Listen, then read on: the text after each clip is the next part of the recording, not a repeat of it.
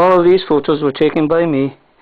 They are what I consider evidence of extraterrestrials on the Earth, and I think that they've been here for some time. But apparently a photo is never enough for mainstream science. But when a photo is all you have to go with, then it certainly can't be ignored. There's an orb, as I call it. There's another similar one, paint shopped alliance. I'll move along quickly. There's another one that's not the original, but that's not paint shopped. That's the blue Buddha beam, anomaly responsible for the headaches my wife suffered. I'm convinced of this. I'll show why later. Here's an anomaly I called primeval, basically, and you can just about see that, and that's at paint shopped. Go up. This is either a butterfly, some kind of massive large insect, or it's a Sith, which is another name for fairy, but we don't believe in them anymore. This little chap here is a face, and if I move one step further away, actually, this is a UFO, centralized, squared up, and the face is below. In fact, this was on its side, and it was accompanied by the Muggles, which I will show two photos down this section. This is the blue Buddha anomaly, except it's been color inverted, turned on its side to show a face. The two white dots are actually blue, and it's now really just a red Buddha beam. So this is the Muggles, and that accompanied this one, Michael Jackson.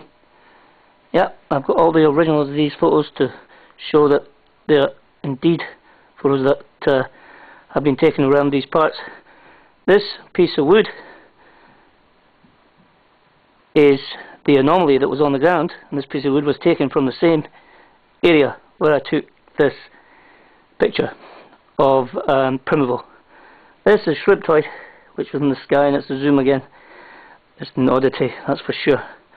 This here is my wife, and there's the blue Buddha beam. The beam coming past her face perfectly straight. Camera flash used here, but that's illuminated the tree branch obviously above, which is just a branch. This one here, archetypical UFO, zoomed on it. There's an aerial coming out of the back, clearly moving at speed. I'll move along quickly. This is a zoo orb, and paint shopped in the word zoo to show. This one here is boomerang, taken from my garden, and my back garden. And I call this boomerang, and a whole bunch of squadron of crows came bombing out of the forest, and I called that UF crows. This one here is a UFO just at the next to the tree at 3 o'clock, 3 o'clock up.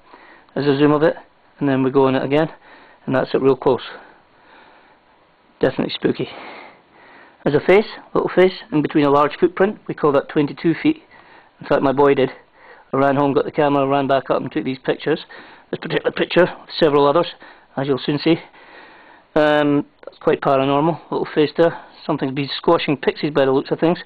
This one here is a ravaged sheep that you'll read about in my book, and I won't give you too much detail here, but there is a footprint that is not a print superimposed on a print, and that was taken right next to this one here, as was this one.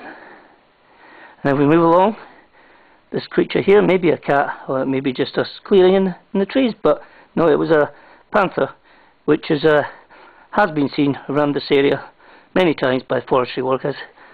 We see the blue Buddha beam there, as we can see. This is the Ori craft. That's taken from a television. That's taken from above my head. Let's go down a bit again. I don't think you've seen this one. 2:30 in the morning. By my home, I zoomed on it. And there again is Gustav, which was aboard this EBE looking alien. Maybe pixelation, maybe JPEG compression, but this is clearly a face, and it just happened to be relevantly in conjunction with Gustav, this craft here, which is this craft here, and there was a wing just here that came up as such, and on the edge was Gustav. So there's Gustav again. We'll move along a bit again, just show you some more of these pictures. This pineapple chunky, yeah, I forgot about that one. Yeah, very pineapple chunky is what Dave Munkor called this. Has a very reptilian texture. So far as I'm concerned, just a handbag. And there's Halo. Yeah, a leather handbag flying above Peebles. Strange, very strange. And that's a Halo that I took. It was featured in the newspaper article. Peeblesshire News. But this is a heavy volume of evidence, and if mainstream science that this says this is not proof, then I'm lost for words. I say, because when all you've got is a photo to go on, it can't be ignored. As far as I'm concerned, it is proof. This is the tree for the woods. This isn't JPEG compression. This isn't pixelation. This is interesting photography, and people should decide for themselves. But there's a zoom of one of the objects that encircled the paragliders. Now I think I'll just wrap that up there with one last shot of female alien. Definitely strange.